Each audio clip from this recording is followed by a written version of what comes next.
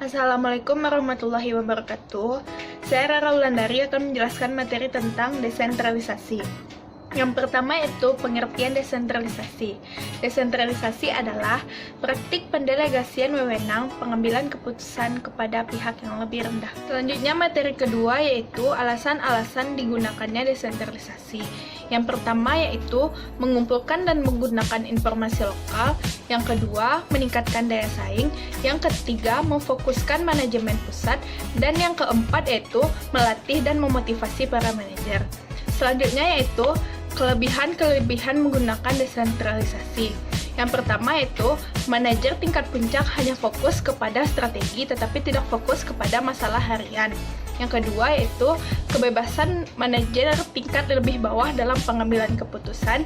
Yang ketiga yaitu manajer tingkat lebih bawah akan lebih semangat dalam bekerja. Selanjutnya yaitu definisi akuntansi pertanggungjawaban, di mana akuntansi pertanggungjawaban ini adalah sistem akuntansi yang dirancang sedemikian baik guna untuk mencatat dan melaporkan pengeluaran atau pendapatan yang terjadi di dalam perusahaan oleh manajer perusahaan.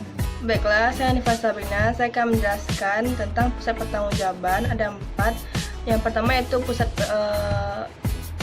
biaya atau cost center, di mana manajernya bertanggung jawab terhadap biayanya saja. Yang kedua yaitu pusat pendapatan atau revenue center, di mana manajernya bertanggung jawab terhadap penjualannya saja. Yang ketiga yaitu pusat laba atau profit center, di mana manajernya bertanggung jawab terhadap penjualan dan biayanya saja. Yang terakhir yaitu pusat investasi atau investment center, di mana manajernya bertanggung jawab terhadap penjualan, biaya, dan investasi saham.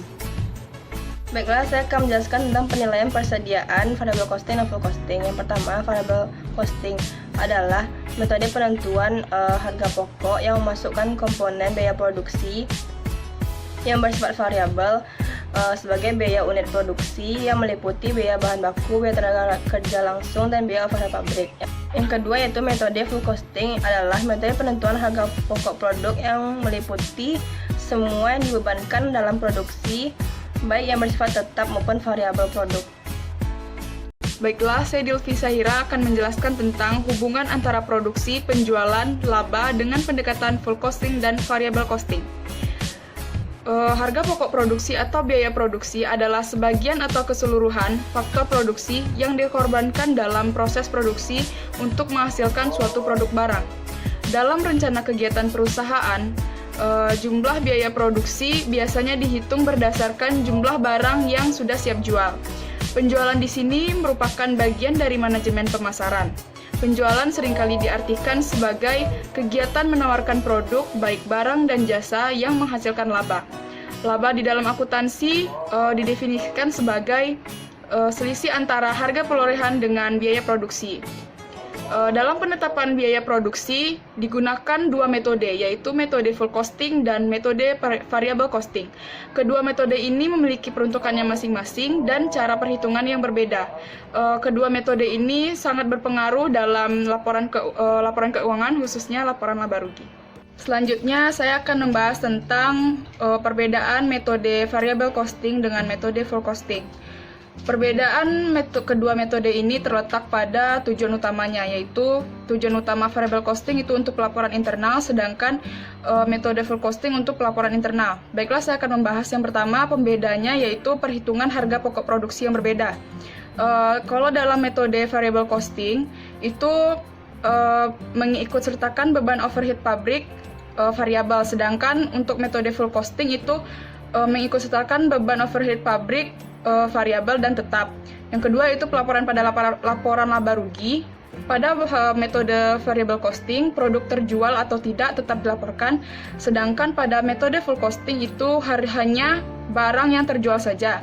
Yang ketiga yaitu perlakuan biaya periode.